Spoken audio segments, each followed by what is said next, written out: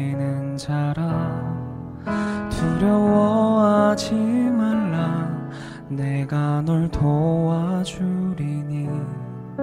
놀라지 말라. 내 손 잡아주리라. 나의 안에 거하라. 나는 내 하나님이니. 모든 환난 가운데 너를 지키는 자라. 두려워하지 말라. 내가 널 도와주리니. 놀라지 말라. 내 손 잡아주리라. 내가 너를 지명하여 불렀나니. 내가 너를 지명하여 불렀나니. 너는 내 것이라. 내 것이라. 너의 하나님이라. 내가 너를 보배롭고 존귀하게 여기노라. 너를 사랑하는 내 여호와라.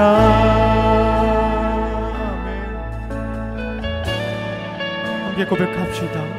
나의 안에 거하라. 나는 내 하나님이니. 모든 환난 가운데 너를 지키는 자. 두려워하지 말라. 두려워하지 말라. 내가 널 도와주리니. 놀라지 말라. 내 손 잡아주리라. 한 번 더 고백합시다. 나의 안에 거하라. 나의 안에 거하라. 나는 내 하나님이니. 모든 환난 가운데 너를 지키는 자라. 두려워하지 말라. 내가 널 도와주리니. 놀라지 말라. 내 손 잡아주리라. 내가 너를 지명하여 불렀나니. 너는 내 것이라. 내 것이라. 너의 하나님이라. 내가 너를 보배롭고 존귀하게 여기노라. 너를 사랑하는 내 여호와라. 내가 너를 지명하여 불렀나니. 너는 내 것이라. 내 것이라. 너의 하나님이라. 내가 너를 보배롭고 존귀하게 여기노라. 너를 사랑하는 내 여호와라.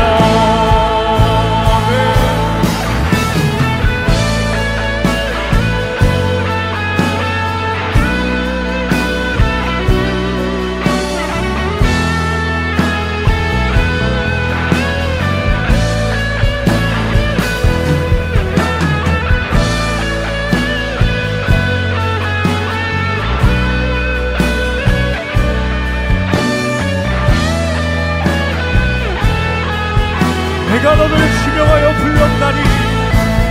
내가 너를 지명하여 불렀나니. 너는 내 것이라. 내 것이라. 너의 하나님이라. 내가 너를 보배롭고 존귀하게 여기노라. 너를 사랑하는. 우리 마지막으로 고백하며 나아갑시다.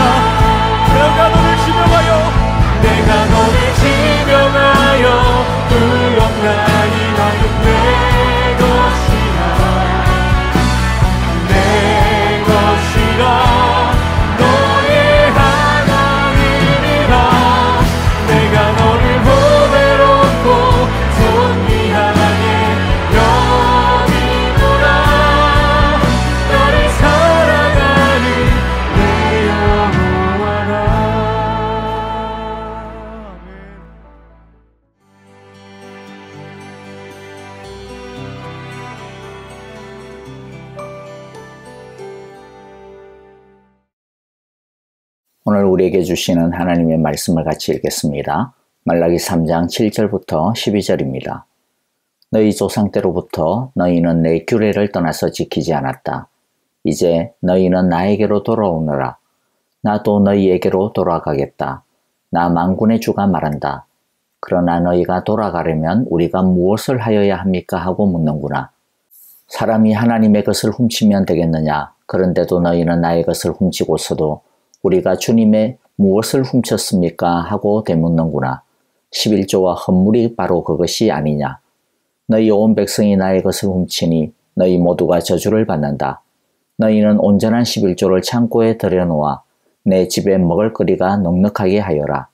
이렇게 바치는 일로 나를 시험하여 내가 하늘 문을 열고서 너희가 쌓을 곳이 없도록 복을 붓지 않나 보아라.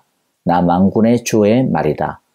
나는 너희의 땅의 소산물을 해로운 벌레가 먹어 없애지 못하게 하며 너희 포도밭의 열매가 채 익기 전에 떨어지지 않게 하겠다.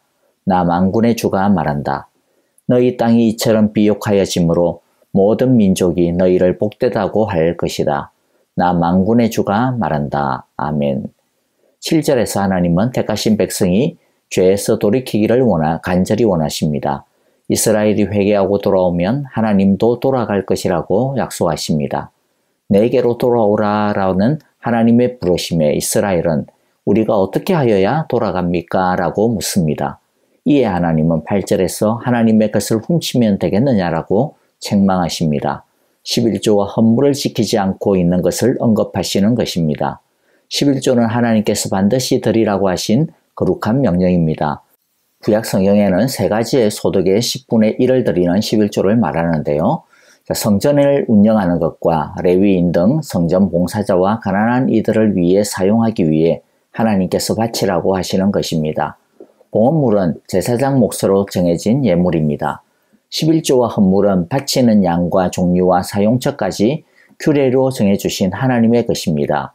그래서 레위기 27장 30절에 보면 땅의 10분의 1, 곧 땅에서 난 것의 10분의 1은 밭에서 난 곡식이든지 나무에 달린 열매이든지 모두 주에게 속한 것이므로 주에게 바쳐야 할 거룩한 것이다 라고 말씀합니다. 우리가 이 땅에서 얻는 모든 것은 다 하나님의 소유입니다. 우리는 단지 하나님의 것을 받아 사용할 수 있는 권리를 받은 청지기들에 불과합니다. 하나님은 우리에게 모든 것을 주시면서 그 중에 11조와 일부를 하나님을 위해 바치라고 하셨습니다. 그리고 그것은 너희의 것이 아니고 하나님의 것이라고 구분 지으셨습니다. 거룩한 것이라고 하셨습니다. 거룩한 것이란 하나님의 것으로 구별되어진 것이라는 말입니다. 이것을 통해 우리의 모든 것이 하나님으로부터 왔으며 하나님의 것이라는 우리의 주인이 하나님이시라는 이 신앙을 고백하게 하신 것입니다. 그래서 하나님은 이것을 제대로 바치지 않는 것은 하나님의 것을 훔치는 것이라고 단단히 나무라고 계십니다.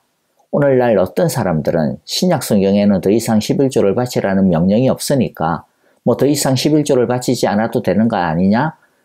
교회가 11조를 바치라고 하는 것은 옛날 구약 율법을 강조하는 것이나 다를 바가 없는 비복음적인 것이야 이렇게 주장하는 사람들이 있습니다. 여러분들은 어떻게 생각하세요? 사실 우리가 어떻게 생각하느냐는 그렇게 중요한 것이 아니죠. 하나님이 무엇이라고 말씀하시느냐가 중요합니다. 문자적으로 보면 신약 성경에는 구약 성경처럼 딱 집어서 11조를 바쳐라 라는 구절이 나오지는 않습니다. 하지만 그렇다고 해서 이제 그러니까 더 이상 헌금할 필요도 없고 이제부터는 내가 번 것은 다 내 것이니까 다 내 마음대로 사용해도 된다. 그런 뜻일까요? 그렇지 않습니다. 11조나 헌물의 가장 근본적인 정신이 무엇입니까? 구약이나 신약이나 똑같은데요. 그것은 우리의 모든 것은 하나님으로부터 왔다.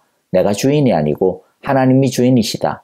하나님이 우리에게 물질을 주신 것은 우리가 하나님의 것을 가지고 하나님 대신 하나님의 청지기로서 서로 섬기라고 나누라고 주신 것이다. 우리를 통하여 평준케 하도록 주신 것이다 라는 것입니다. 우리는 이 세상에서 우리가 거두는 물질에 대한 성경의 마인드를 좀 이해해야 되는데요. 고린도후서 9장 10절에 보니까 심는 사람에게 심을 씨와 먹을 양식을 공급하여 주시는 하나님이라고 하십니다. 하나님께서 우리에게 주신 물질에는 두 가지 영역이 있다라는 말입니다. 우리를 위해 사용할 수 있는 먹을 양식이라고 하는 영역과 하나님의 나라를 위해 심어야 하는 심을 씨라고 하는 영역입니다. 우리가 버는 것에는 이 두 요소가 있습니다. 그러면 우리가 번 것 중에 몇 프로는 먹을 양식이고 몇 퍼센트는 심을 씨일까요? 구약 성경에서는 하나님께서 우리에게 너희는 이렇게 11조를 해야 한다라고 하는 규정을 주셨지만은 신약 시대에는 그 비율을 정해주지 않으셨습니다. 우리의 믿음의 마음의 그 기준을 주셨습니다. 그래서 고린도후서 9장 7절에 보니까요. 각자 마음에 정한 대로 해야 하고 아까워하면서 내거나 마지못해서 하는 일은 없어야 합니다. 하나님께서는 기쁜 마음으로 내는 사람을 사랑하십니다. 라고 말씀합니다. 이것이 다른 점이죠. 하나님은 더 이상 너 몇 프로 냈냐 그렇게 따지지 않습니다. 중요한 것은 하나님이 주인이시라는 것을 항상 인정하는 것입니다. 하나님이 우리에게 심을 씨를 맡기셨다라는 것을 아는 것입니다. 자, 그래서 이제 이 부분을 정리해야 되겠네요. 하나님께 돌아가기 위해서는 그분의 것을 드리는 온전한 순종이 따라야 합니다. 우리는 지금 온전히 하나님의 것을 제대로 관리하고 사용하고 있으며 또 하나님이 원하시는 대로 드리고 있는지 우리 스스로를 점검하는 시간이 되어지기를 간절히 바랍니다. 자, 이제 10절에서 12절을 보겠습니다. 10절에서 하나님은 이렇게 말씀합니다. 11조에 있어서 아주 유명한 말씀이죠. 자, 10절을 보면요. 너희는 온전한 11조를 창고에 들여놓아 내 집에 먹을거리가 넉넉하게 하여라.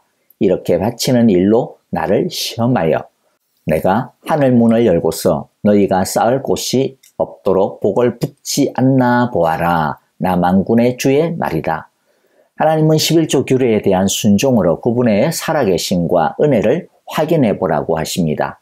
여기서 온전한 11조라고 하는 말은요. 뭐 0.00001%도 모자라지 않는, 떼먹지 않는 1센트까지라도 정확하게 지키는 11조, 그런 말이 아닙니다. 어떤 사람들은 텍스 떼기 전에 11조를 바치는 것이 온전한 11조다. 이렇게 말하기도 하는데요. 여기서의 온전함이란 그런 것이 아니고 진심으로 드리는 11조, 참 믿음으로 드리는 11조, 하나님을 사랑하고 경외하는 마음에서 드리는 11조를 말합니다.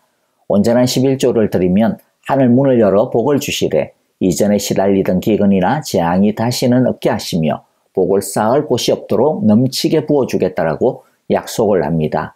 자, 그런데 여기에서 우리가 개역 성경에 보면 또 이제 그렇게 이야기하죠. 복을 주나 안 주나 시험해 보라. 이렇게 이제 번역이 되어 있는데요. 여기서 또 이 말씀을 오해하면 안 됩니다. 이것을 11조를 드리면 무조건 물질적인 풍요를 받을 수 있다라고 하는 그런 조건으로 이해해서는 안 됩니다. 이 땅에서 부자로 살아가는 비법이 11조다. 이런 식으로 해석을 해서는 안 된다라는 겁니다.